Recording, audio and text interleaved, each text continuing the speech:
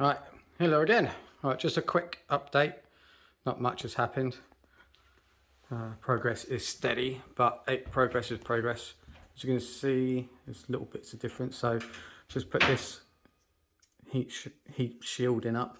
Obviously, I'm no good at wrapping, so can't wrap it as professional. Obviously, absolutely terrible, but it works, and it would work, and there is a purpose. Up top, up here is going to be my cable chain.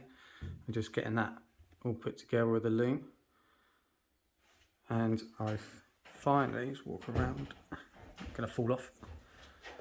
Got my X in. At the cheek, put a little tensioner up there, as I messed up, but it seems to be nice. Runs pretty sweet. Mine's my pulley, so I messed my pulleys up a little bit. I used a ream to get it to 14 mil, but it wouldn't quite fit in my pillar drill, so I done it by hand, and that doesn't work. So it doesn't really run completely true, but it don't seem to be affecting too much when I'm moving it, so it's not too bad. That's all up. I think tensioners are in. I've got them linked together at the moment on the X and the Y's, but we will see how that goes, because obviously tension's going to differ over time as it's wearing, so to speak, or stretching out, because unfortunately they've put they told me they were corded, fiberglass reinforced, but they're not. They're bloody steel. So I don't think they're going to last too long, but that'll be one of the upgrades I'll definitely do in the future. But one thing I have gotten to, I'll just move this down here better. I'm going to fall over in a minute. As you can probably see, spindle is on. So, get my button on, and the phone fell over. Try that again, double check. Not perfect, but it's going to fall over again, isn't it? I need to put something in front of that, I think.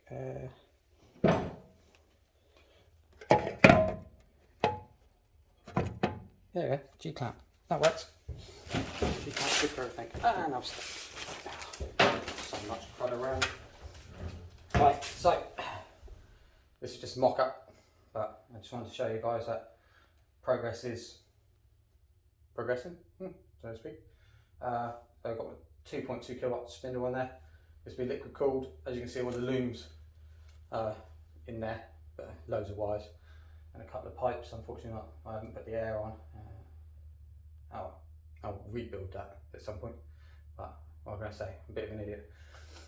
So just a 10mm plate. I've got on runners, I'll show you in a sec. I've just started work on the extruder.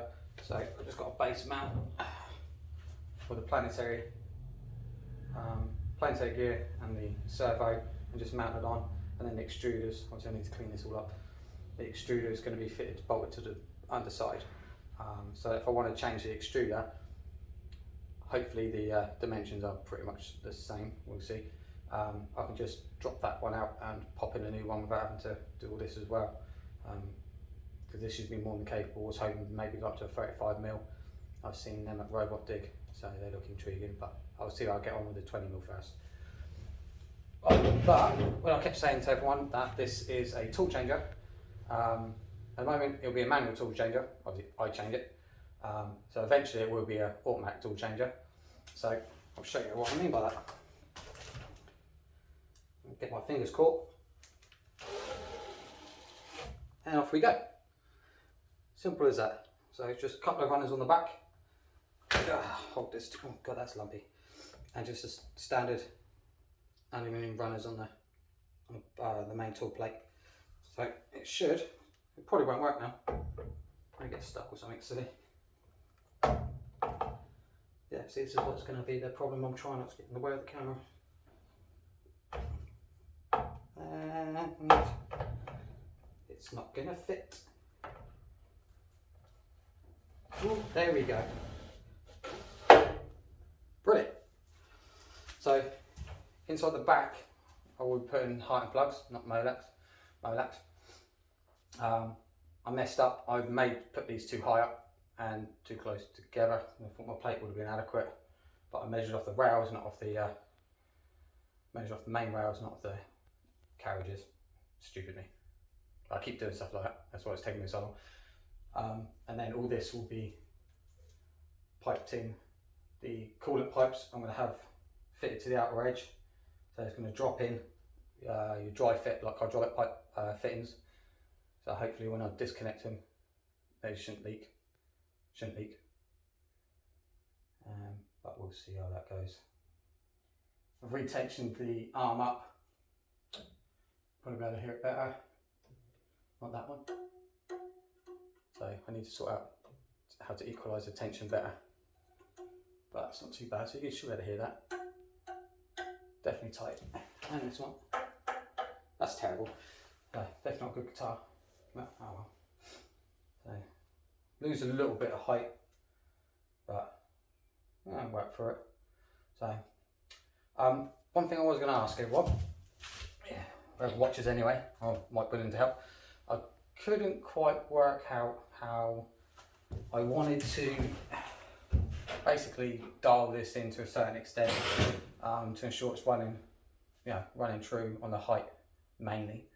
So I was considering just going for a laser, like a laser pen mount on a sight, and then attach that to the front of this, and then just mark off the bottom where it kind of home, so to speak.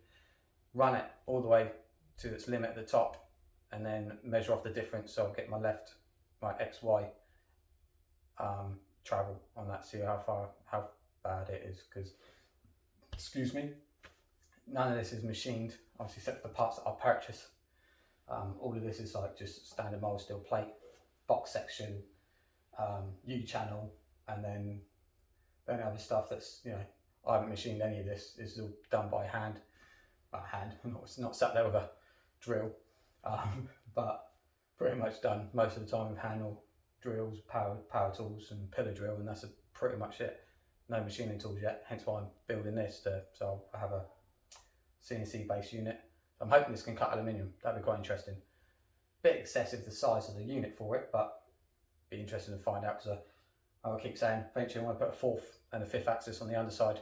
I was hoping I made a phone call to Mark Forge, so I was kind of hoping to borrow a machine or something like that, see if I could get away with that, because it'd be kind of cool to have a 3D printer support this 3D printer for parts to a certain extent, as far as I can get away with, and it'd be quite interesting to see how far that Onyx filament can go with regards to strength.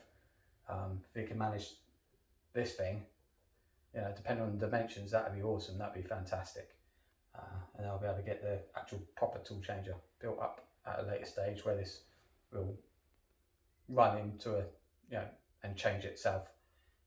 Hence why I'm doing the connectors and the coolant as it is, and then with all the additional wiring, I've got sensors on the go on the bottom, on the underside, and then some switches to control my relay points, which I'm going to be using to switch between the sensors for this and the limit switches for this, and the pellet extruder as well, and then the 3D scanner too.